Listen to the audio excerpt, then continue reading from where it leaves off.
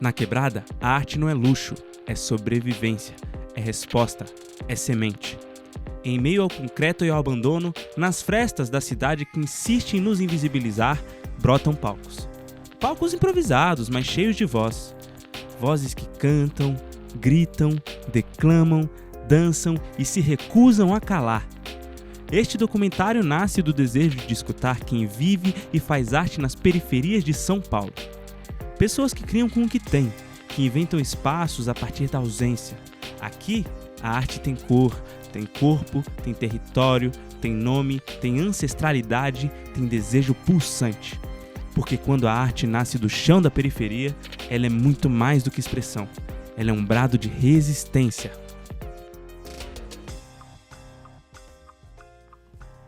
No Morro do Querosene, a cultura comunitária floresce. Entre berimbaus e rodas de samba, a associação resgata raízes e fortalece laços. Resistência, ancestralidade e futuro se entrelaçam num só compasso. Eu conhecia a história do morro, já tinha vindo na festa do boi, vindo aqui em algumas festas, mas não estava aqui sempre. E não conhecia e entendia a cultura do morro. E aí, as pessoas me falavam muito de uma cultura muito peculiar e eu não conseguia compreender. Inclusive tinha um bocado de preconceito, achava que rolava muita exotificação. Daí, quando eu vim para a Casa Cultural, eu vim em outubro de 2023.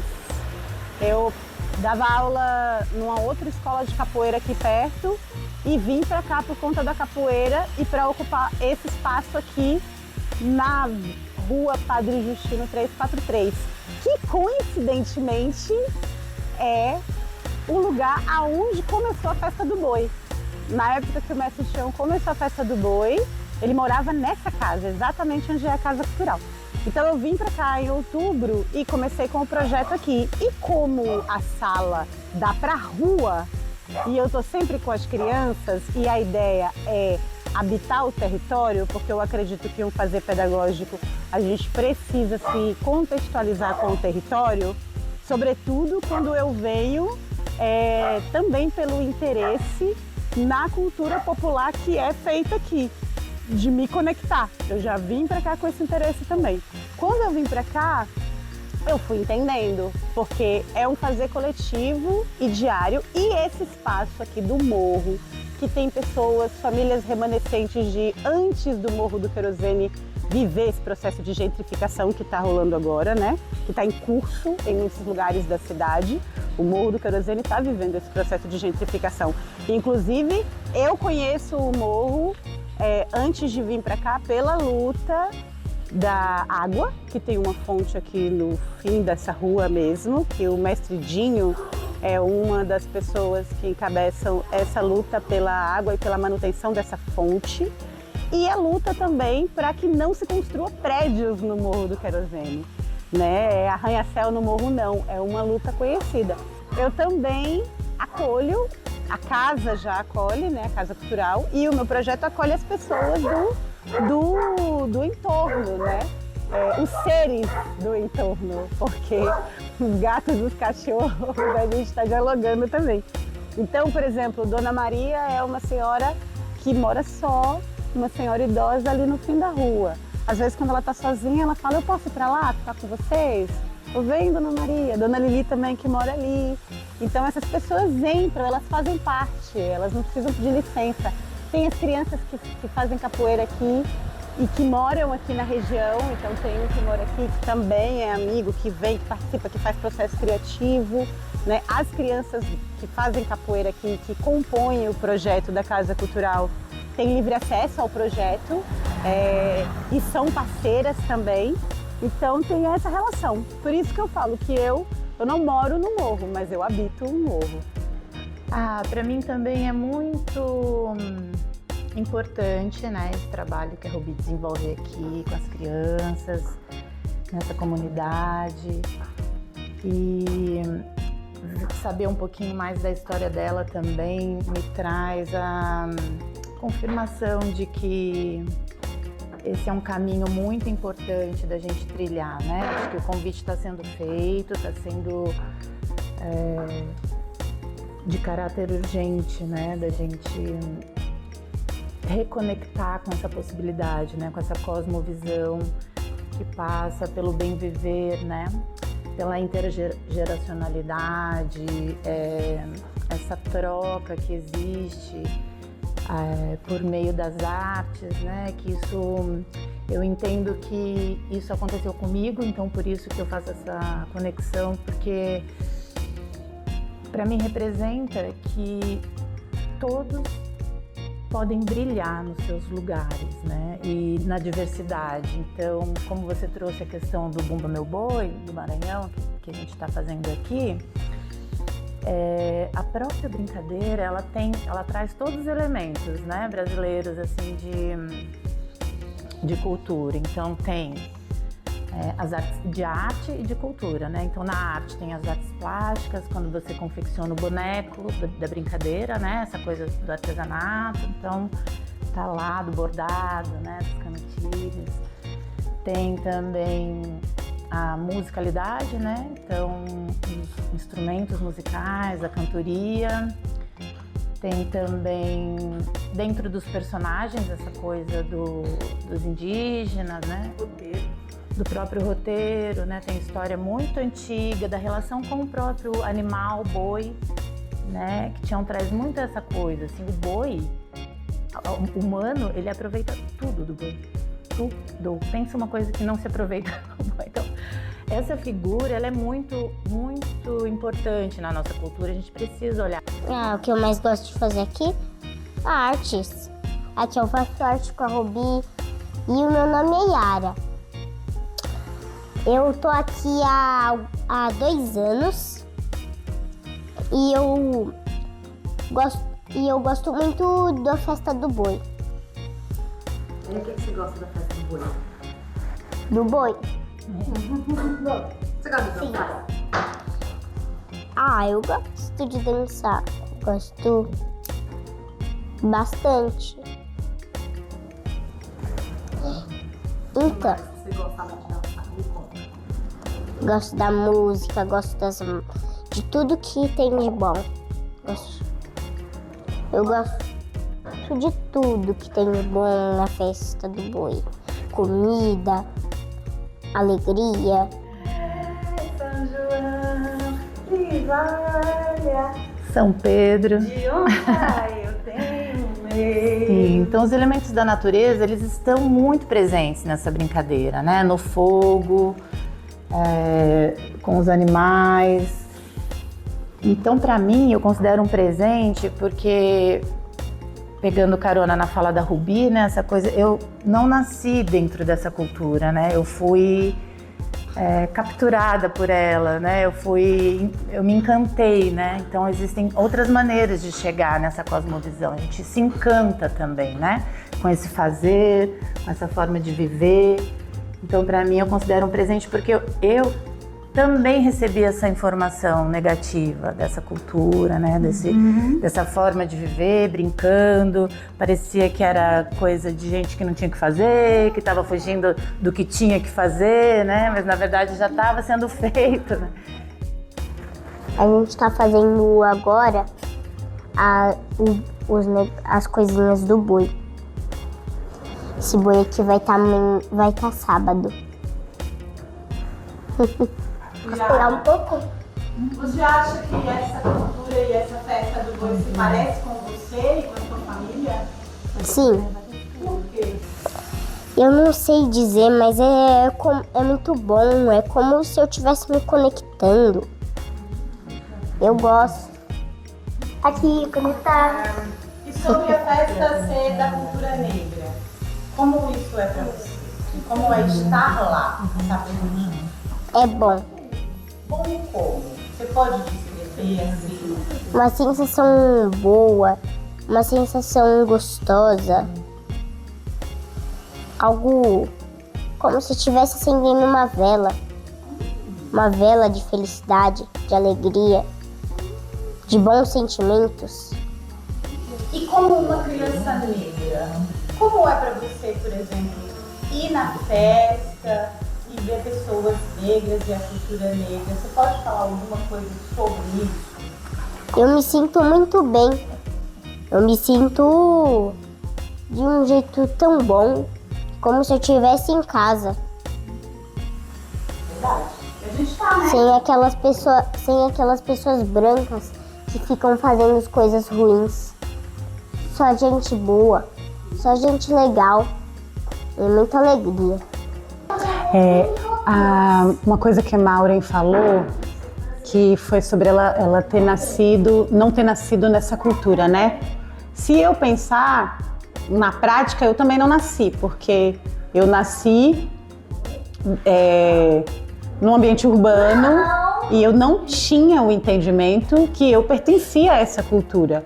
Eu fui entender, eu tinha a vivência. Meu pai falava do reizado, eu sabia o que era, tinha o São João sim, eu nasci muito nessa cultura. Só que é isso, a gente criança, eu não aprendi que isso fazia parte, alguém não falou pra mim, isso faz parte da sua cultura como povo. Eu fui entendendo, o que é maravilhoso também, né? Mas quando a Maureen falou que ela, como não nasceu nessa cultura, eu fico pensando que é isso, todo brasileiro nasceu nessa cultura. Todo brasileiro é fruto da cultura afro-indígena e do sincretismo cultural, não só religioso. O sincretismo, eu hoje entendo o sincretismo como uma estratégia de existência da cultura africana, né, dos povos africanos aqui, porque precisamos sincretizar para viver dentro dos contextos opressivos. Porém, quando você vai para o quilombo, quando você vê o que a cultura que foi produzida e miscigenada dentro dos quilombos, por exemplo, a quadrilha. A quadrilha é uma cultura periférica e preta, mas ela tem influência negra, indígena, africana, indígena e europeia. O carimbó tem a influência africana, indígena e europeia. Então, existem pontos de sincretismo e pontos de miscigenação positivos na nossa cultura. E uma das coisas que eu penso, quando eu pensei no desenvolvimento da pedagogia desse projeto e pensar em ser um projeto antirracista, matrigestor, com o que eu chamo, né, de cosmovisão afro-indígena feminina.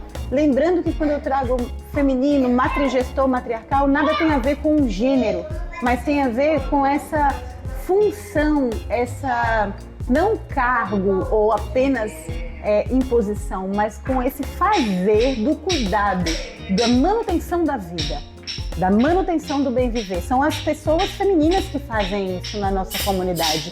E de África isso vem como uma gestão, o matriarcado. E aí quando eu penso nisso, eu penso que eu vou envelhecer nesse país que tem uma cultura escravocrata, que tem uma cultura racista. E quando eu penso que eu vou envelhecer nesse país, e quando eu penso que crianças e adolescentes vão ser gestoras das políticas públicas que vão estar ao meu redor, quando eu estiver uma pessoa idosa, eu penso, eu preciso dialogar com essas pessoas hoje. Eu preciso plantar de alguma maneira uma educação que faça com que essas crianças entendam que corpos pretos, indígenas, marrons não são inferiores, sabe? Pensar tanto na horizontalidade do cotidiano quanto na honra que é descender dessas culturas. Para mim está nesse lugar. E é uma construção. Construção é amor, é amor, é amor. A construção de uma pedagogia é uma coisa diferente, né? É nova, mas é antiga. Quando eu falo que é novo, é pensar nisso num contexto urbano, mas é antigo, é uma conexão com algo milenar, que nos trouxe até aqui. A cultura africana embasa toda a nossa ciência de hoje. A cultura indígena preservou a maior reserva de floresta do mundo, que é aqui no Brasil. Foram os indígenas, eles estão fazendo isso até hoje. As maiores reservas de água potável do mundo estão no Brasil. E se estão ainda, tem resistência indígena. Tem resistência indígena nisso. E a gente precisa ensinar isso. E a gente precisa resgatar e trazer para o ambiente urbano a potência que é a pedagogia da aldeia, a pedagogia do terreiro, a pedagogia do quilombo, como ensinar e educar a sociedade para a gente viver em coletivo, de maneira sustentável. Se você pudesse escolher um jeito ou outro de participar da festa, uma cena da festa, Eu ia amar. o que você seria? Como você faria? O que você tem vontade? Eu tenho vontade de ficar com o boi, com a burrinha, com os bichinhos. É muito bom. Você tem vontade de ser o miolo do boi? Você sabe o que é o miolo do boi? Eu gostaria de ficar aqui dentro. É isso comigo.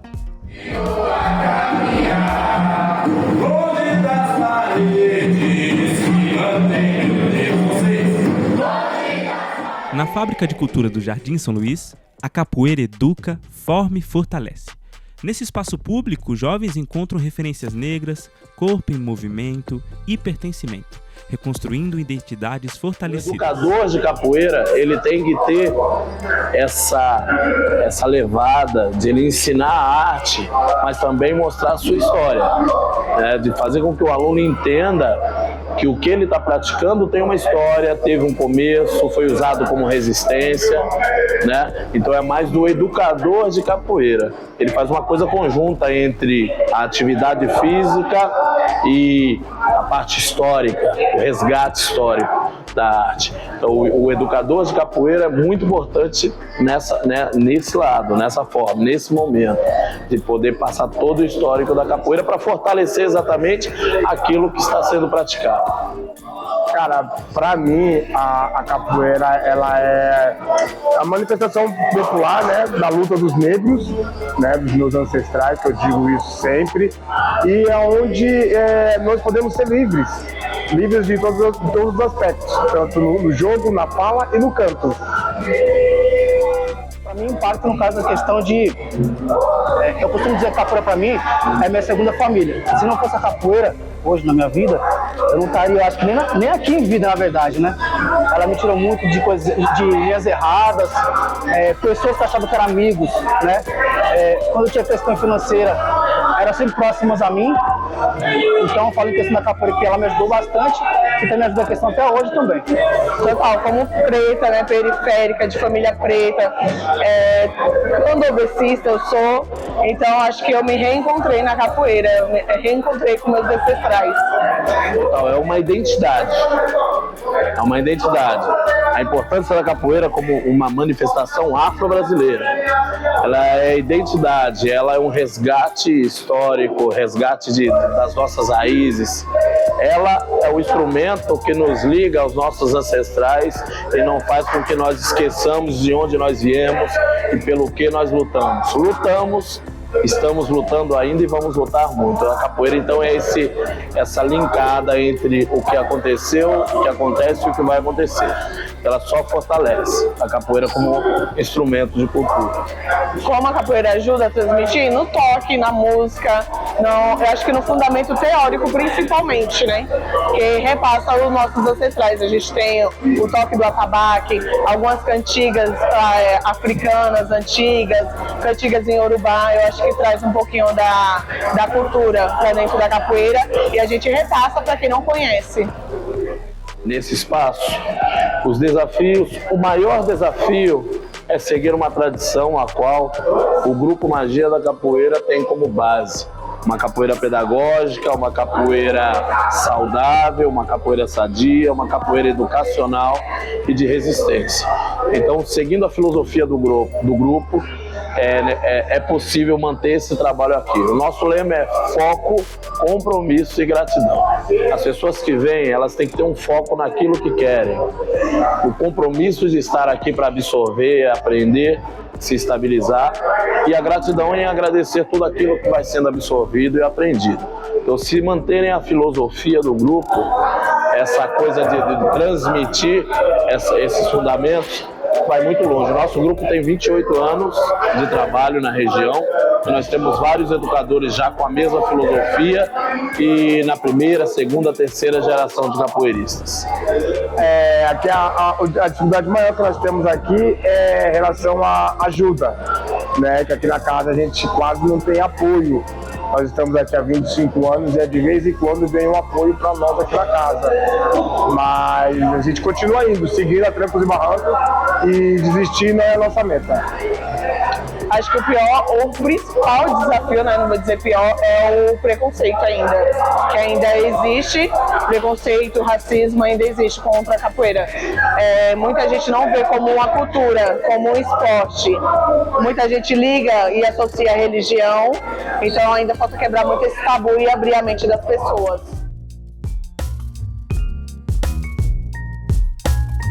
No Sarau na Galeria, realizado desde 2013 em Suzano, a palavra é arma e ponte. Aqui poetas e cantores dão voz à negritude periférica. É espaço para ecoar memórias, imaginar outros mundos e ocupar a cena cultural com presença e potência. O Sarau, eu penso que o Sarau é o evento mais democrático que tem, né? Então tem como as pessoas se sentem muita liberdade de estar aqui, de ser ouvidas, são ouvidas o tempo todo, podem trazer suas narrativas para cá, é um desabafo, né? Então eu acho que isso fortaleceu muito para que essas pessoas se aproximassem da casa, do Sarau, na verdade, né? Eu acho que isso faz toda a diferença, a pessoa se sentir à vontade e ter o espaço para voz. A gente sempre fala Sarau tem voz e vez, né? Então eu acho que é isso, a gente consegue perceber o quanto de liberdade que as pessoas têm aqui e isso faz com que elas tragam a sua voz, né, potente para cá. Acho que basicamente é isso. Esse ambiente de liberdade faz toda a diferença. Eu acho que hoje a gente está num momento mais estável do Sarau. Posso falar assim, anteriormente, a nossa dificuldade maior era ter um espaço, né? Então, durante muito tempo, o Sarau nasceu dentro de um bar, numa galeria. A gente ficou lá durante um ano, depois fomos para uma escola de inglês, depois fomos para uma escola pública. Então, eu acho que esse foi a maior dificuldade do Sarau, foi se estabelecer dentro de ter uma sede, né? Hoje a gente consegue ter esse espaço de chamar de sede, de chamar de casa, né? Mas durante muito tempo eu percebo que essa foi nossa maior dificuldade, de ter a nossa casa, né? Então a gente sempre, basicamente, a gente dependia muito das pessoas, da disposição do bar, da escola. Então durante muito tempo acontecia isso, né? Fizemos algumas edições em espaço aberto, em praça pública, mas isso tudo também, em termos de estrutura, também foi bem difícil, né?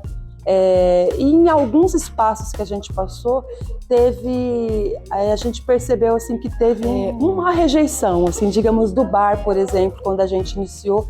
A gente começou de uma forma muito incrível, grande, assim, e logo o bar já se fechou, né? Começaram a fechar as portas. Então eu percebo que ainda alguns lugares ainda não aceitam o movimento, né? Eu acho que também naquele momento tinha a ver com esse lance até de trazer o tema da negritude, LGBT, todos esses temas não eram todos os lugares que acatavam, né? Então, hoje eu sinto que a gente tem mais liberdade para falar, cada vez mais a gente tem conquistado esse espaço, né, de fala, de voz, assim, para todas essas pessoas. É importante. Hoje já nem serve mais. O vento vai mudar.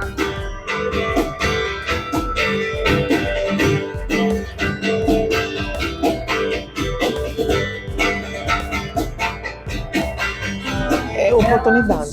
Eu acho que a palavra é oportunidade. Porque a gente sabe que estar na periferia, viver de arte, fazer arte dentro da periferia é trabalho, é resistência, é muita força de vontade, porque aqui na periferia tudo é um pouco mais difícil. Então a gente precisa desses espaços para poder dar oportunidades, né? Uma prova disso, nós temos uma pessoa aqui, a Bia. A Bia começou aqui no sarau, ela é daqui de Suzano, da periferia, e ela começou cantando no sarau, aqui no sarau. E hoje ela já tá aí, as músicas dela estourando no Spotify, já tá fazendo show em casas. Então acho que isso é oportunidade, é poder abrir portas para essa juventude, para as pessoas que chegam aqui, né? Porque é difícil. Às vezes é difícil alguém que abra as portas para você mostrar o seu trabalho. Olha,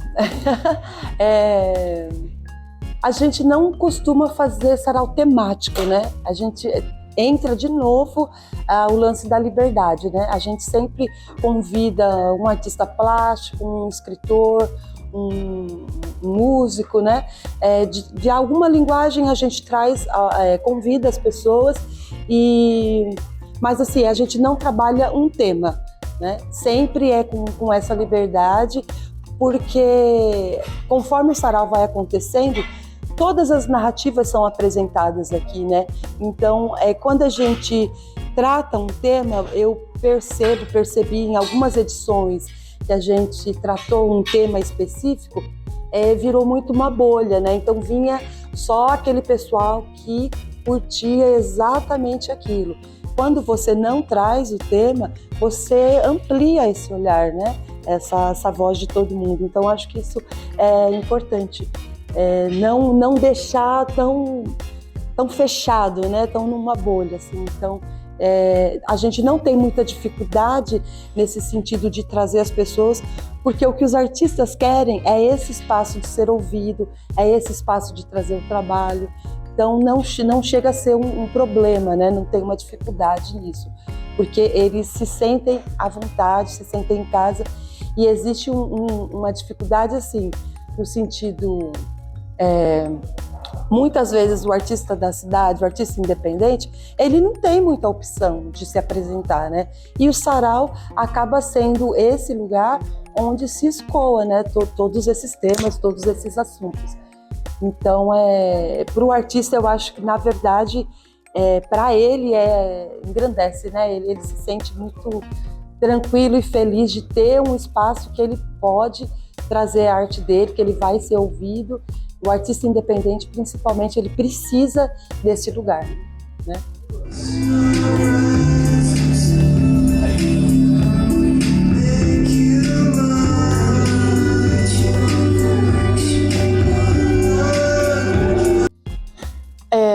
Eu acho que esse lance de ter o espaço, e quem vem da perifa, quem vem de todos os lados e se sente acolhido aqui, então eu acho que isso resolve tudo, né? Quando eles trazem os temas, as suas dores, suas reflexões, aqui ele sente essa liberdade, né? Então eu acho que fecha a conta, né? A gente tem esse espaço que é de luta e de resistência, a gente acolhe essas pessoas que é de luta e de resistência, então a gente consegue fechar isso aí, né? Então eles se sentem muita vontade para isso.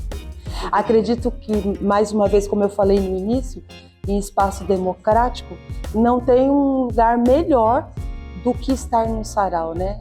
Você é amplamente ouvido, ninguém te poda, ninguém aqui você não pode falar isso, aqui você não pode, aqui você pode tudo, né? Você pode falar da sua luta, falar das suas dores, falar das mazelas da sociedade, você vai ser ouvido. Então não tem como não se sentir tranquilo, acolhido num espaço, né, em que ele se percebe, né, que ele se reconhece também, que a luta dele é vista, é ouvida, né? É muito importante. Fundada em 1985 no ABC Paulista por alunos do Instituto Emílio Fontana, a Quartum Crescente mescla comédia dell'arte, clown e cultura popular. Hoje, no Espaço de Artes em Mauá, oferece teatro, dança flamenca, formação técnica e social empoderando a juventude sob o lema Arte para Transformar. Bom, meu nome é Alan, tenho 34 anos, sou ator e produtor e atualmente eu estou aqui na gestão da Quartum Crescente. É um grupo de teatro, né, que trabalha a cultura popular, a comédia dell'arte e outras artes. E a gente também tem um trabalho social na comunidade que começou a partir de 2001, quando a gente mudou pra cá, né? Que na verdade a ideia era ser só um espaço do grupo, mas aí acabou se tornando uma coisa muito mais ampla do que a gente podia imaginar. A gente trabalhou aqui o desenvolvimento local, toda essa questão da comunidade também. Eu sou o Jason Martins, sou teatrólogo, professor de teatro e cineasta, tenho 39 anos. Comecei a minha jornada com a arte com 9 anos de idade, na Casa da Juventude, onde o Ronaldo dava aula. Inclusive foi nesse período que eu conheci o Ronaldo. E aí ele me trouxe para cá e fiquei 15 anos da minha vida, né? Então acredito que a minha formação artística se deu ao longo desses 15 anos, trabalhando dentro da companhia, aprendendo, criando amizades, né? Construindo relações. Eu sou Maicon, tenho 38 anos, hoje eu sou coordenador pedagógico e danço flamenco. Fiz teatro aqui na Quarto Crescente durante 10 anos. Eu cheguei aqui por meio de um projeto social em 2005. Eu ia fazer 18 anos e aí cheguei aqui, fui ficando, sem nenhuma pretensão. Fui gostando do que fui fazendo, fui sendo bem recebido. E aí descobri o flamenco aqui e aí mudou minha vida. Hoje eu não faço mais teatro, mas continuo fazendo flamenco, sou professor de flamenco. Eu sou Edeli Maria, eu sou atriz, eu sou professora, eu fiz educação artística com especialização em artes cênicas.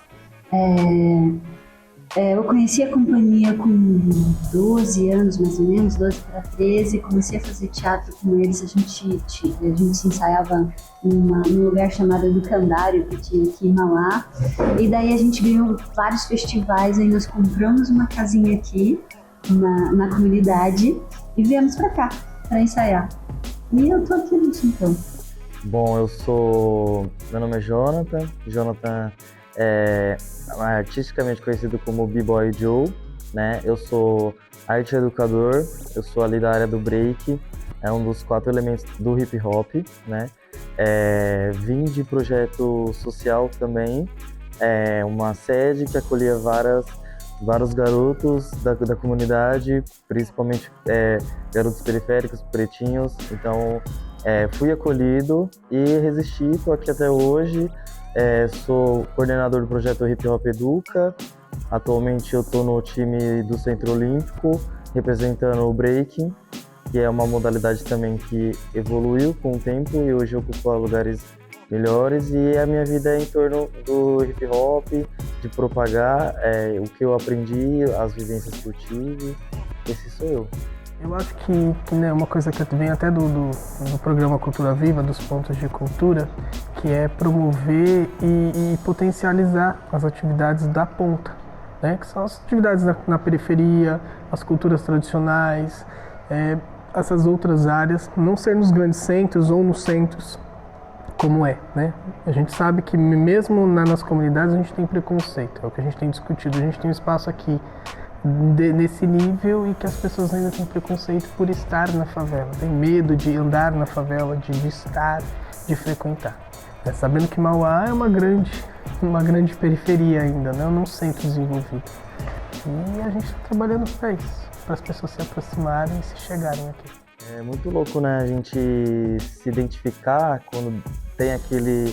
Porque desde pequeno meu pai sempre tentava colocar eu no time de futebol, aquela coisa, né, aquela linha reta que a maioria segue assim. E quando eu conheci a arte dentro da escola, né, tipo, através de uma roda de dança, e aí foi aquilo que bateu, né, o professor de educação física também, ele trouxe isso pra gente também, através de filmes também. Eu lembro que na época ele passou um filme bem legal, que é o Entre Nessa Dança, e que tinham batalhas, mas que o filme tinha uma lição de moral, né? E que depois desse dia, a gente desceu por intervalo e se formaram 2 grupos ali, meio que na brincadeira, e até hoje eu tô, e são 17 anos já de resistência, e é isso, foi um encontro assim que tipo...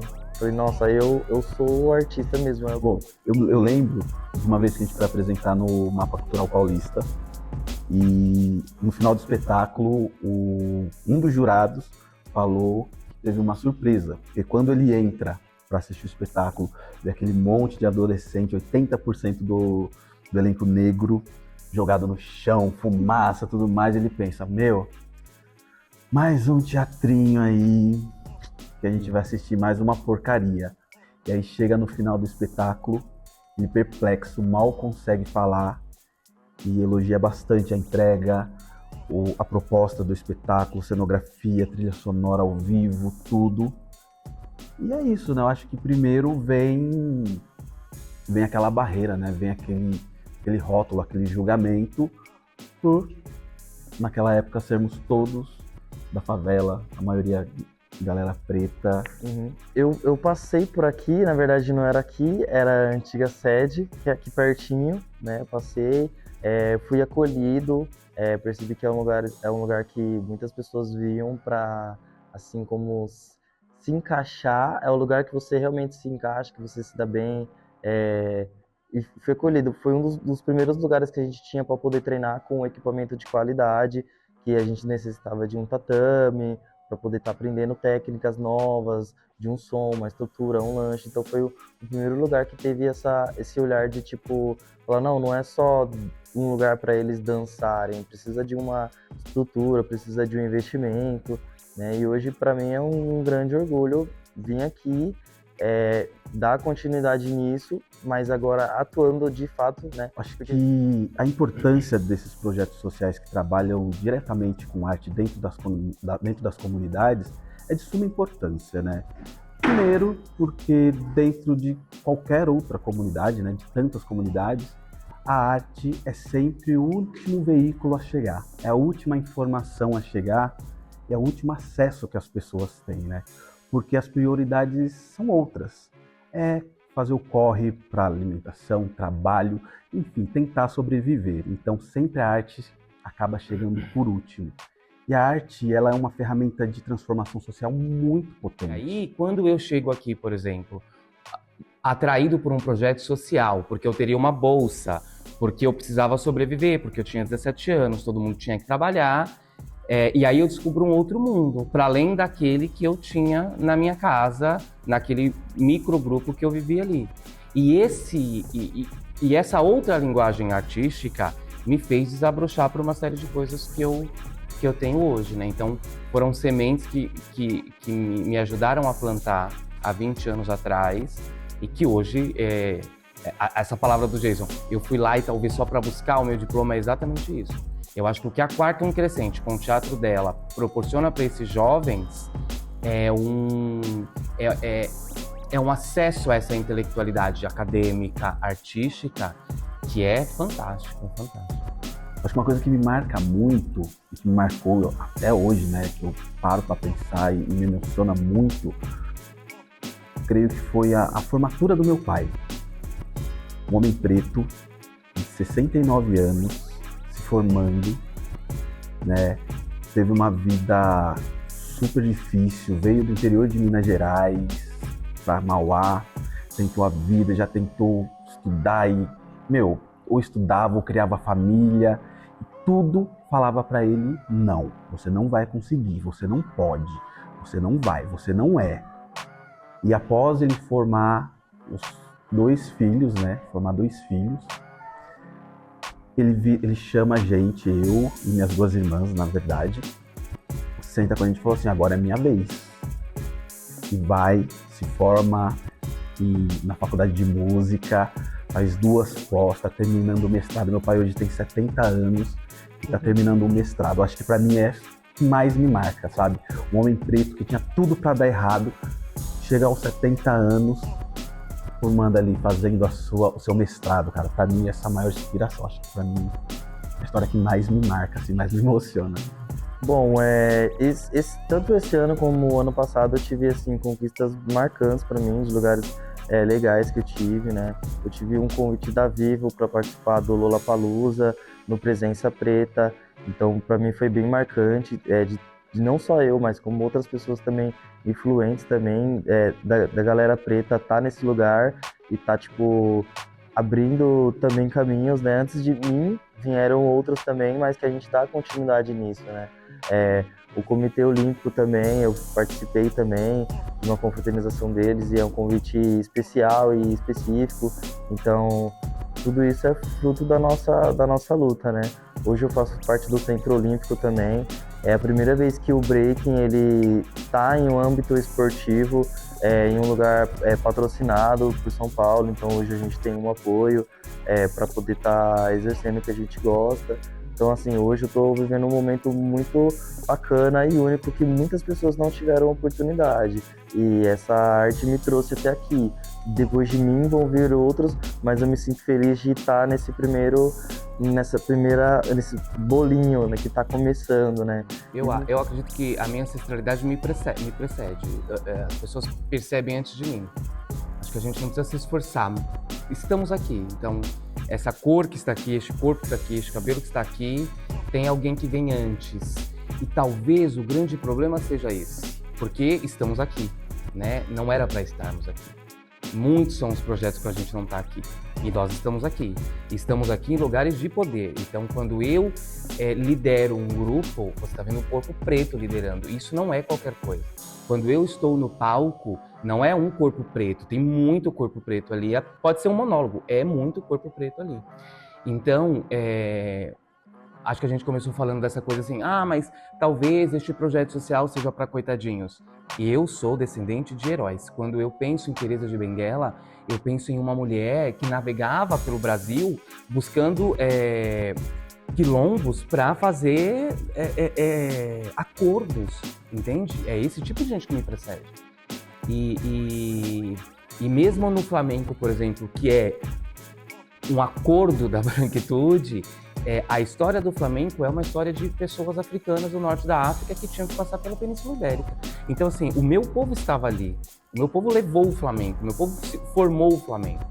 Então, quando a branquitude sequestra alguns temas e diz, não, isso é da branquitude, a gente precisa de um corpo preto ali dizendo, não é bem assim, né?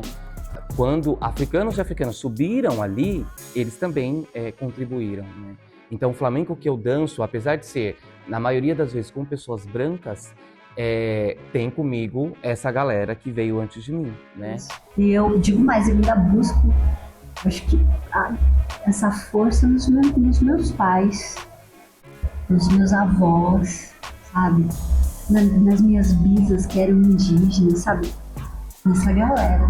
Elas me fortalecem, elas me mostraram o mundo e me trouxeram doçura, sabe, pra vida. Por isso que às vezes, quando a gente estava falando de não se perceber, essa força veio deles. Dane-se o que o outro pensa de mim, o que o outro faça, vai lá, você é maravilhosa.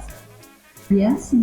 É através da arte que a gente aprende a falar, a gente aprende a se comunicar, a gente aprende a se criticar, né? A gente começa a ter um outro olhar. Não é um olhar mais da massa. A gente começa a ter um olhar próprio, se enxergar como ser humano dentro de uma sociedade completamente difícil, né? E a gente aprende a ter um olhar crítico sobre o nosso ambiente, ao nosso redor. A gente aprende a ter esse olhar. Eu acho que o primeiro de tudo é isso. Eu acho que a importância maior é essa, né? Depois a gente começa a se perceber como profissionais da arte.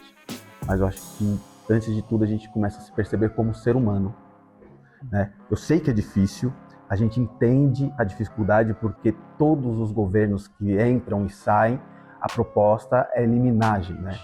Então a importância desses espaços é essa, justamente recriar esse olhar, quebrar esse paradigma, sabe? Quebrar aquela história de que preto, pobre, favelado tem que droga, cadeia e qualquer outra coisa.